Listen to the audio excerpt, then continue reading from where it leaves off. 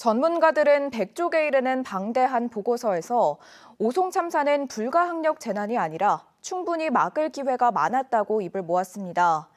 김영한 충북지사는 중대재해처벌법 위반, 이범석 청주시장에게는 업무상 과실치사를 적용할 수 있다는 검토 결과도 발표했습니다. 김대웅 기자입니다. 지난해 오송 지하차도 참사가 일어난 뒤 충청북도와 청주시는 이른바 불가항력이었다고 강조했습니다. 갑자기 많은 비가 내려 제방이 무너지면서 순식간에 지하차도가 물에 잠겼는데 어떻게 막을 수 있었겠냐는 겁니다. 천재지변에다가 또 제방이 붕괴되는 상황을 예측하지 못한 상황에서 우리 도 공무원들이 밤잠을 설쳐가면서 재난을 위해서 노력을 했습니다. 하지만 각계 전문가로 구성된 시민진상조사위원회는 불가항력이 아니었다고 잠정 결론을 내렸습니다. 100페이지에 이르는 보고서 곳곳에는 충분히 막을 수 있었던 사고였다고 기록됐습니다. 불가항력이 아니라 충분히 막을 수 있는 기회들이 여러 번 있었고 그 쌓였던 문제들이 있었다. 충청북도와 청주시는 각각 재난안전대책본부를 구성했지만 서로 정보를 공유하지 않았습니다.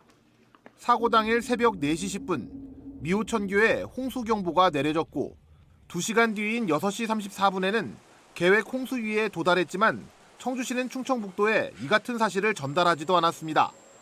사고 장소인 궁평이 지하차도 통제 요건에 수위가 도달했지만 당일 아침 충청북도 재대본 회의에서는 관련 논의가 없었고 도로 통제가 필요하다는 판단도 없었습니다.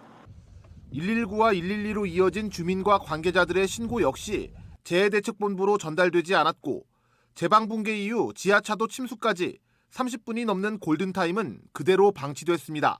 자신들에게 주어지는 위험 신호들을 모두 다 무시했습니다.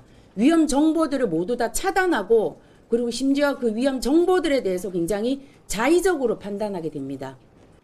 김영한 지사를 비롯해 환경부 장관과 행복청장에게는 중대재해처벌법을, 이범석 청주시장에게는 업무상 과실치사를 적용할 수 있다는 검토 결과도 나왔습니다.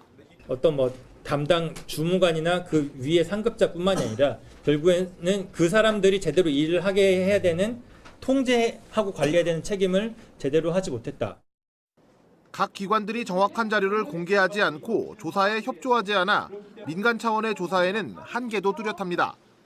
조사위는 보고서를 검찰에 제출하고 검찰이 수사를 통해 밝혀줄 것을 촉구할 계획입니다. MBC 뉴스 김대웅입니다.